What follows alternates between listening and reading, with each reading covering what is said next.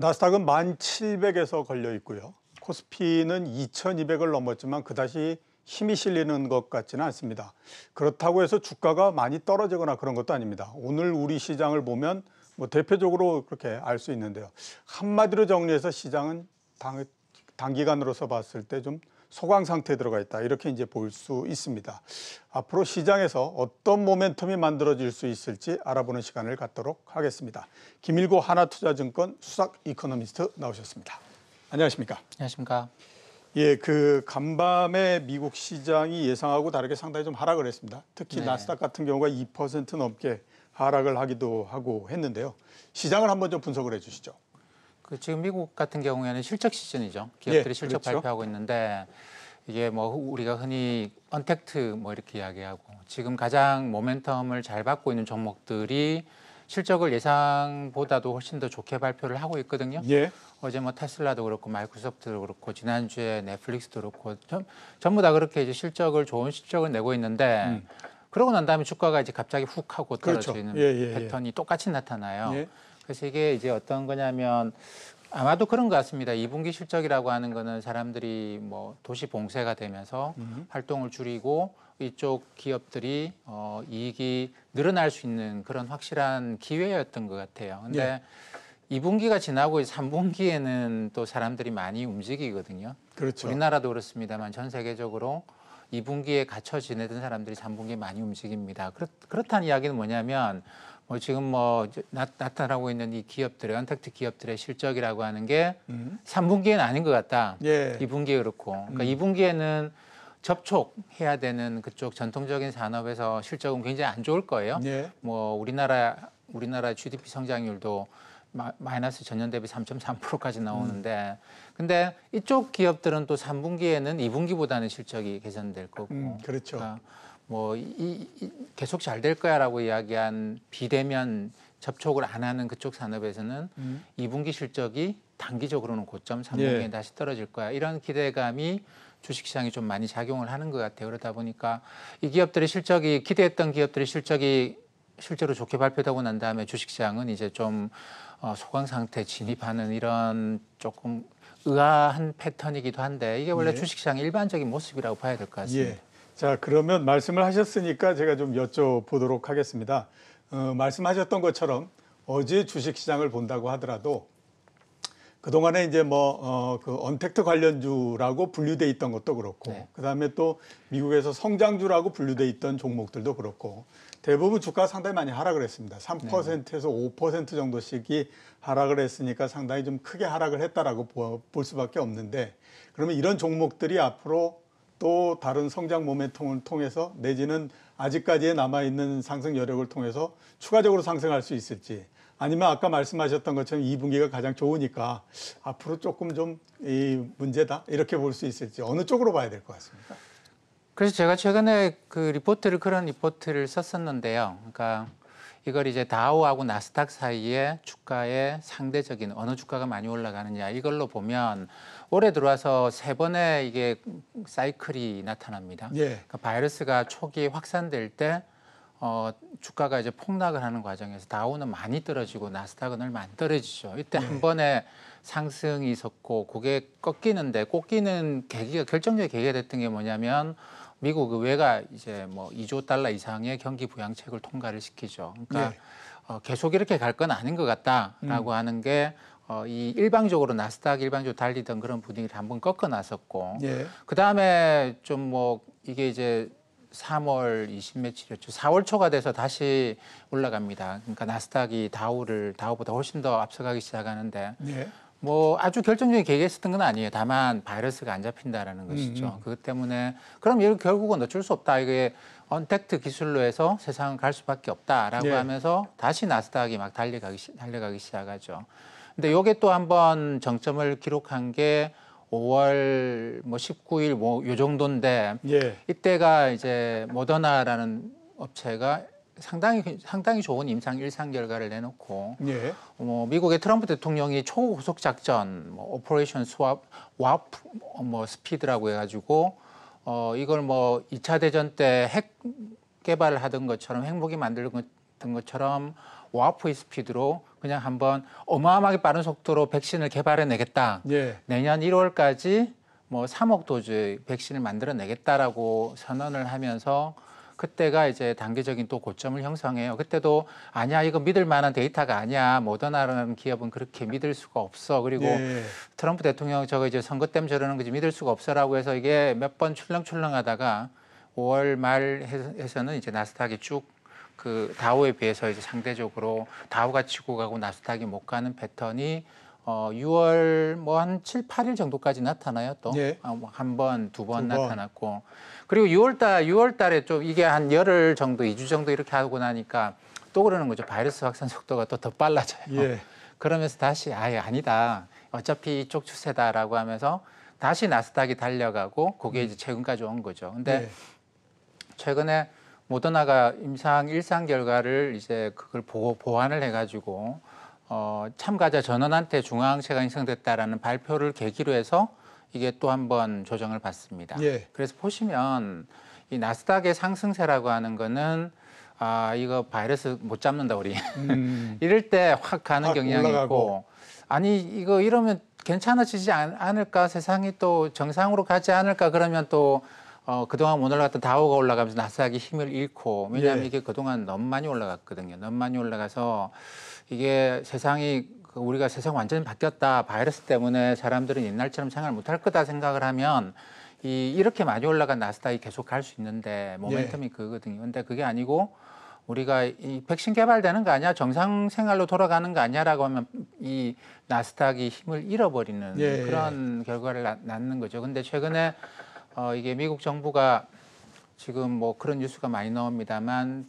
8월 말부터 상당히 가능성 높은 백신을 대량 생산에 들어간다고 합니다. 예. 뭐 그거는 되든 안 되든 일단 생산에 들어가는 것이 시간을 조금이라도 앞당긴다라는 것이죠. 근데 최근에 나온 임상 결과 중에서 괜찮은 것들도 있고 해서 이게 이제 약간 나스닥에 지금 저는 제동이 걸렸다고 봐요. 예. 왜냐하면 지금 임상 1상 이상 나오는 걸 완전히 그냥 무시하고 뭐 그런다고 될 리가 없어라고 해서 우리는 계속 언택트 쪽으로 갈 거고 세상은 완전히 바뀌었어라고 하기에는 8월 말부터 백신 생산에 들어간다는데 그렇죠. 좀 걸리죠. 예, 그러면 이게 이 추세를 계속한다? 그리고 지금 2분기 어쨌든 3분기 이게 여름철에 들어오면서 바이러스가 확산은 되고 있습니다만 사람들을 사망에 이르게 하는 치명적인 양상은 아니에요. 예. 그러니까 병원에 입원 안 하고도 낫는단 말이죠.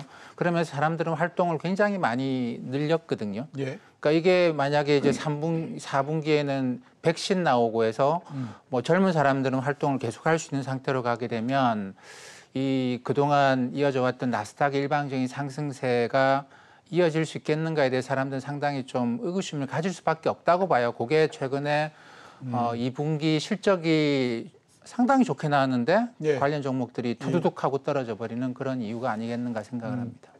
자, 상무님께서 말씀하신 그 부분들에 비춰서 우리가 생각해 보면 앞으로 당분간 한 주가 됐든 두 주가 됐든 나스닥이 좀 불리할 수밖에 없을 것 같다라고 생각이 드는 부분들이 말씀하셨던 것처럼 지금 이제 백신에 관한 얘기들은 앞으로 시간이 지나면 지날수록 점점 더 얘기가 많이 나올 가능성이 높고요. 그 다음에 또 보면 그 5차 부양 대책을 얘기하고 있지 않습니까? 그게 아마 한두 주 내에는 결말이 나지 않을까라는 생각이 드는데 그렇게 되면 이런 변화 자체가 오히려 나스닥에는 좀 불리한 형태가 이렇게 될 가능성이 있지 않을까라는 생각이 드는데 거기에 대해서 어떻게 보십니까? 저도 그렇게 생각합니다. 그러니까 지난주 월요일이었던 것 같아요. 모더나가 이제 굉장히 어마어마한 그 임상 결과를 내놓으면서 그때 나스닥 조정이 좀 크게 나타났거든요. 예. 근데 그 이후에 이게 이제 신뢰하지 못한다 뭐 여러 가지 이유로 이제 이번 주 초에는 또 나스닥이 급등하기도 했고. 예. 근데 그 이번 주 중반으로 들어서면서부터는 모더나가 아니고 여러 뭐 그렇죠. 파이자 포함해서 아스트라제네카 영국의 아스트라제네카도 예. 있고 그 뭐 여러 기업들이 백신 개발에서 상당히 좀 치고 나가고 있는 그런 모양이 그러다 보니까 모더나 주가는 어제도 굉장히 많이 떨어졌습니다. 그렇죠. 네, 그럼에도 불구하고 이게 이제 광범하게 많은 기업들이 백신 생산에 어느 정도 가 있는 것 같다. 근데 이게 뭐 아마도 우리 지금 맞고 있는 독감 백신처럼 그렇게 안전한 것 같지는 않아요. 예. 뭐 그래서 고령자나 기저질환자가 맞기는 어려울 것 같은데 미국 정부가 지금 하고 있는 걸로 보게 되면 이게 올해 가을에 뭐 건강한 젊은 의료진 그리고 이미 중국은 군인들한테 접종을 하고 있다고 하거든요. 예. 중국이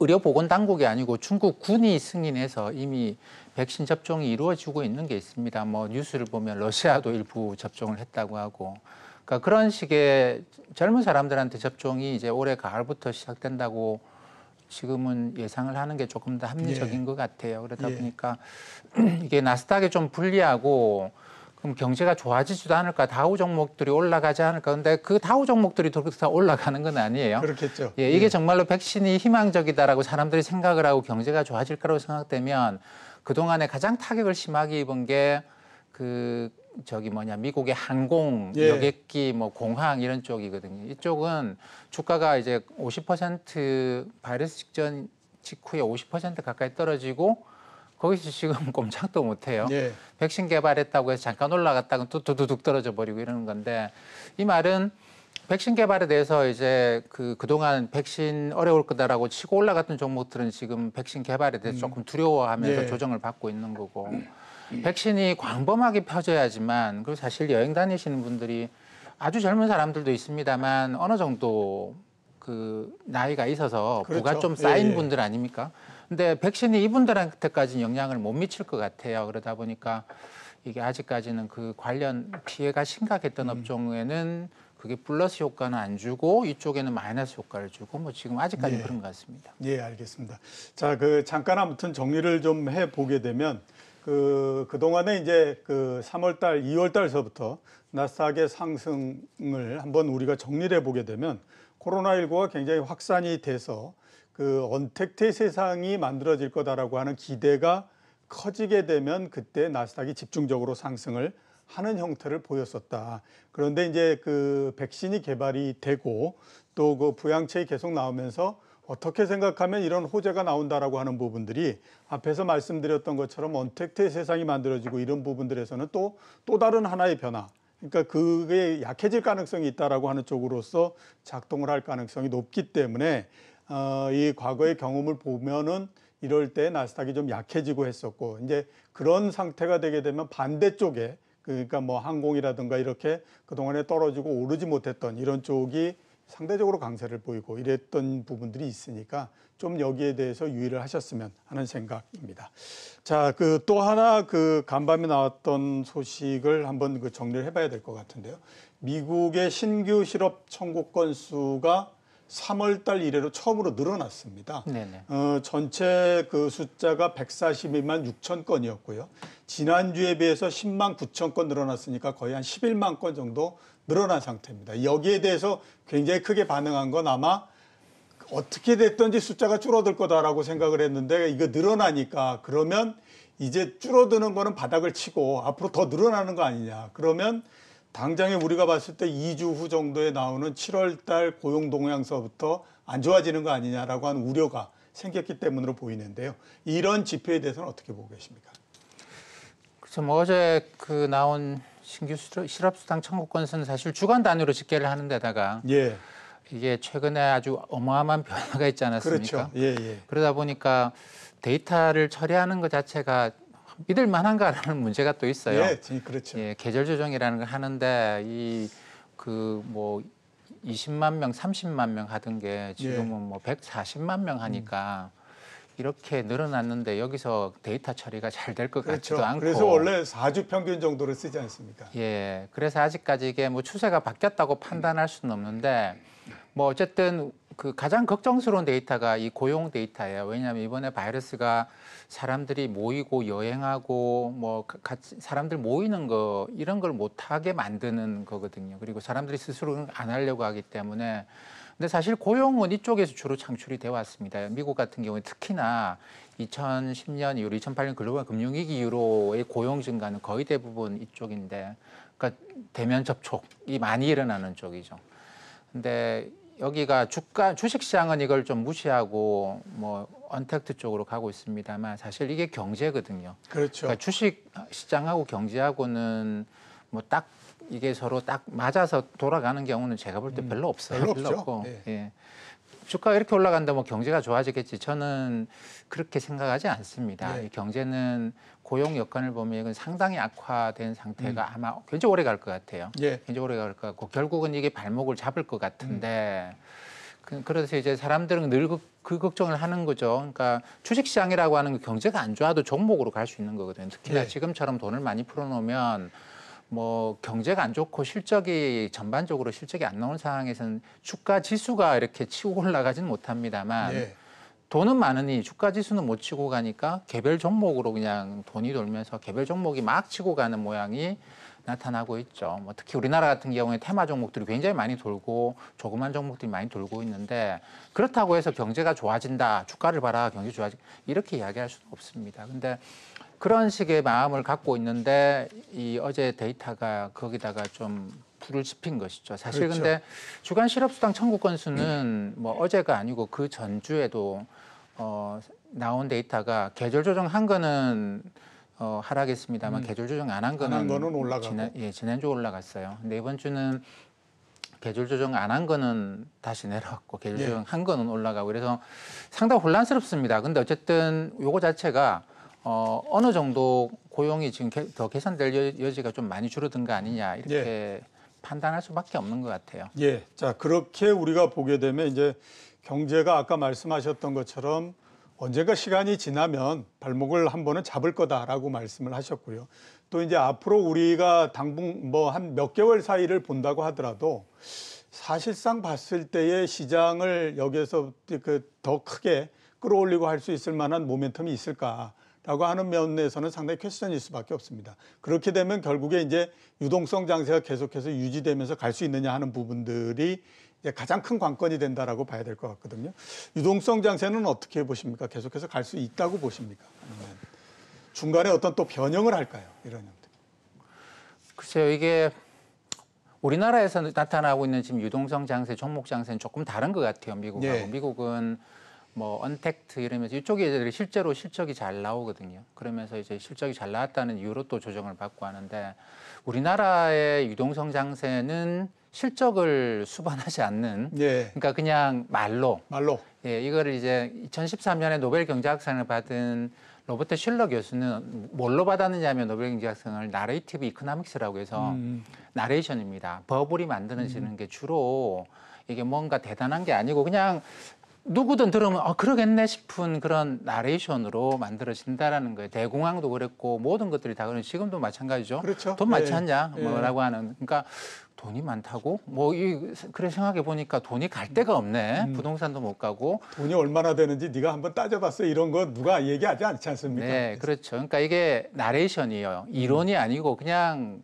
뭐 뉴스에서 사람들이 다 알아들을 수 있도록 이야기하는 어떤 그런 것들 누가 나와서 이야기하는 돈은 많은데 갈 데가 없어요. 그게 근데 주식시장을 지금 누가 떨어뜨리려고 하겠습니까? 그렇죠. 뭐 그런 거죠. 기업들이 어떻게든 살아남아야 되는데요. 그러면 그렇네. 근데 이제 대형 종목으로 가보니까 대형 종목은 유동성이 움직이는 종목들이 아니거든요. 그렇죠. 대형 종목들을 거래하는 기관과 외국인은 유동성으로만 따지면 어마어마하죠. 거의 무제한인데 돈은 얼마든지 빌려올 수 있습니다. 그러니까 정말 좋은 거면 얼마든지 빌려와서 살 수 있기 때문에 이 대형 종목들 유동성으로 움직이는 장이 절대 아니죠. 유동성으로 움직이지 않아요. 소형 종목들은 이제 유동성으로 움직이는데 요게 얼마나 강하게 치고 갈지는 잘 모르겠는데 저 아까도 말씀드렸다시피 지금 그런데 또 한 가지 특징이 뭐냐면 코스피는 딱 그려보면 S&P 500하고 똑같이 움직여요. 또 코스닥은 그려보면 나스닥하고 똑같이 움직입니다. 그렇죠. 근데 그 코스닥 안을 들여다보면 나스닥하고는 너무나 다르게 종목들이 돌아가고 있는 것이죠. 그러니까 지수만 똑같이 움직이게 해놓고 안에서는 거기서의 돌아가는 거고 우리가 유동성 장세, 종목 장세로 돌아가는 거는 완전히 다르고 겉모습은 비슷하게 돼 있고 지금 그런 모양입니다. 그렇기 때문에 일단 저는 그 겉모습이 비슷하다는 데 주목을 해요. 그래서 나스닥이 조정을 받으면 우리 종목 장세도 어떻게 하겠습니까? 어떻게 할 수가 없어요. 왜냐하면 이게 믿고 가는 게 돈 많다라고 하지만 사실은 그 사람들이 그렇게 돈에만 끌려서 하는 건 아니에요. 나스닥이 괜찮잖아라고 하는 걸 밑에 깔아놓고 돈 돈이 많아서 이렇게 이야기를 하는 거기 때문에 사실 이 두 개가 같이 걸려 있거든요. 그렇죠. 예, 예, 예. 그래서 나스닥이 좀 횡보하고 야, 여기 백신 나오면 어떻게 될지 모르겠다. 그동안 달렸던 종목들 어떻게 될지 모르겠다라는 걸로 횡보하게 되면 우리나라에서도 마찬가지로 이제 그런 횡보하는 장세가 나타나지 않겠는가 생각합니다. 나스닥에 따라서 그 시장이 어떻게 되느냐 하는 거는 우리만의 문제가 아닌 것 같고요. 전 세계 주식 시장이 그렇습니다. 결국에 이렇게 추려서 보면 나스닥이 어떻게 가고 있는지만 그냥 쳐다보고 가고 있다. 이런 생각이 좀 듭니다. 맞습니다. 자, 그 말씀을 하셨으니까 좀 여쭤봐야 될 것 같습니다. 겉모습은 그렇다고 하더라도 내부적으로 여러 테마와 종목이 움직이는 이런 형태가 되는데 어떤 업종에 지금 주목을 하고 계십니까? 뭐 우리가 언택트 그러지만 이게 사실 바이러스 때문에 그냥 갑자기 생긴 건 아니거든요. 예, 그러니까 바이러스 이후로 새롭게 생겨난 거는 있어요. 백신 이런 건 있는데 사실 그렇다고 해서 제약 바이오 업종이 그 전에 주가가 안 좋았던 것도 아닙니다. 그렇죠. 전부 다 이게 추세적으로 뭔가 가는 것들이 있었는데 바이러스라고 하는 게 그걸 좀 강화시켜 버린 것 같아요. 때문에 지금은 이 추세적으로 가던 것에서 이게 추세의 기울기가 확 올라간 그런 모양인데 뭐 어쨌든 간에 이 추세는 계속 유지가 된다고 봐야 되겠죠. 조정을 받고 하겠지만 이 때문에 일단 뭐 제가 볼 때는 나올 수 있는 것들은 다 나왔다고 생각을 하고요. 그러니까 이거는 뭐 어쨌든 조정을 보고 다시 들어가고 하는 건데 핵심은 소비자에 주목을 해야 되고 예. 그리고 데이터에 주목을 해야 되고 그런 것 같아요. 그리고 또 한 가지는 이게 뭐 언택트나 신기술하고 완전히 무관한 건데 가장 걱정스러운 게 정부 관료들 입장에서는 이 고용 데이터입니다. 고용 데이터. 예, 이 실업을 어떻게 할 거냐라는 것이죠. 그러니까 뭐 주가 올라갔다고 실업률이 낮아질 건 아니고요. 그러니까 예. 어떻게든 실업률을 낮추기 위한 정책을 쓸 수밖에 없는데 뭐 그래서 미국도 그렇고 우리나라도 그렇고 내년에 미국의 대통령이 누가 되든지 간에 실업률을 떨어뜨리기 위한 그게 우리나라 자꾸 뉴딜 이상하게 이야기하는데 뉴딜은 핵심이 실업률을 떨어뜨리는 겁니다. 그 앞에다 자꾸만 무슨 수식어를 붙여서 뭐 하는데 그 수식어는 어떻게 보면 고용 증가를 위한 뉴딜이에요. 뉴딜이라고 하는 거는 그거지 그거 빼고 생각할 수 있는 건 아니거든요. 근데 자꾸만 종목 순환매 때문에 앞에 뭐 이상한 수식어들이 자꾸만 붙어 다니는데 뉴딜의 핵심은 고용의 증가에 있다라고 하는 것이고 그럼 고용을 증가시키기 위해서는 어떻게 해야 될 것인가가 우리가 좀 생각해 봐야 됩니다. 미국의 대통령 선거 이후에 누가 대통령이 되든지 간에 고용 증가를 낳기 위한 그러면 지금 미국은 건설밖에 없죠. 예. 특히 얘네들은 건설을 잘 안 하는 편이고 인프라에 돈 안 쓰거든요. 예. 그러다 보니까 뭐 도로 항만 이런 게 굉장히 좀 낙후돼 있고 그래서 저는 이게 결국은 그 건설 쪽으로 그러니까 미국 같은 경우에 특히나 그쪽으로 왜냐하면 고용을 단기간에 고용 시장을 개선시킬 수 있는 핵심이죠. 근데 우리나라는 조금 그게 쉽지는 않습니다. 이게 그 워낙 은퇴하시는 분들이 많으면서 생기는 그런 것들이 있어서 정부가 이제 단기 근로 공공사업 이런 것들을 하고 있는데 그게 그렇죠. 예, 예. 특별하게 경제에 도움이 안 되면서 정부 재정을 좀 많이 갉아먹고 있는 건데 이게 고령화 사회 때문에 어쩔 수 없는 그런 부분이라서 우리는 고용 문제에 대해서 조금 더 고민이 좀 다른 나라보다 더 많은 것 같아요. 예. 그러니까 고용과 관련된 업종 쪽에 좀 관심을 가지셨으면 하는 말씀이시고요. 그것과 관련해서 한번 여쭤보고 싶은 게 한국판 뉴딜입니다. 아까 말씀하셨던 것처럼 뉴딜 앞에 여러 가지 수식어가 붙는다라고 말씀을 하셨었는데 한국판 뉴딜도 역시 이제 수식어가 붙은 거다라는 생각이 드는데 의외로 보게 되면 주식시장에서는 지난주서부터 상당히 강세입니다. 제일 처음에 자동차 주식에서부터 시작해서 그게 나중에 이제 풍력 뭐 이렇게 그 전기 에너지 발전 뭐 이런 것까지 이제 전부 다 온 상태로 이렇게 진행이 되고 있거든요. 앞으로 어떻게 보십니까? 한국판 뉴딜 관련한 주식들이 기존에 이제 그 우리가 얘기했던 언택트 이런 그 성장주들이 좀 주춤해진 공간을 이게 어느 정도 메꿔가는 형태로서 테마를 만들어갈 수 있을지 거기에 대해서는 어떻게 보고 계십니까?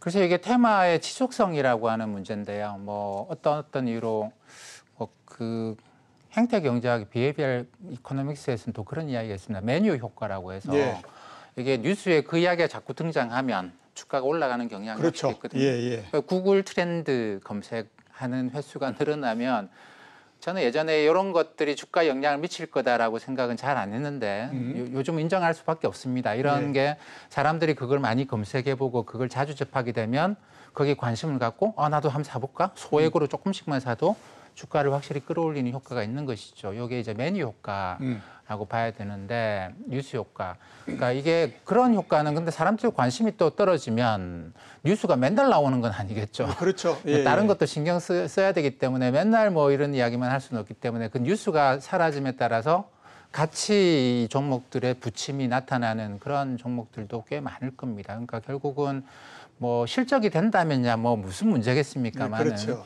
지금 뭐 어디 실적이 나오는 종목들이 있겠습니까? 그래서 이런 종목들은 그러니까 이게 어쨌든 테마성이라고 봐야 되고, 그러니까 우리나라 정부도 사실 앞에 뉴딜 앞에 무슨 수식어가 붙는데 그렇게 돈을 투입하기에는 우리 재정 상태가 영 안 좋아요. 예. 얼마나 안 좋으면 지금 이제 세금 문제 가지고 상당히 빠른 속도로 세금 인상으로 들어가겠습니까? 예. 그거는 사실 우리도 국가 신용 등급도 생각을 해야 되고 그래서 재정 쓰는 게 쉽지는 않아요. 유럽도 이번에 뭐 분담금 합의하고 하는 거 보면 재정 쓰는 게 참 어렵구나. 저거 유럽은 무슨 돈으로 쓰느냐면 유럽 EU의 회원국들이 앞으로 내게 돼 있는 분담금이 있거든요. 예, 분담금이죠. 예, EU가 돌아가려고 그러면 돈이 있어야 되니까 앞으로 낼 돈을 담보로 해서 채권을 발행해요.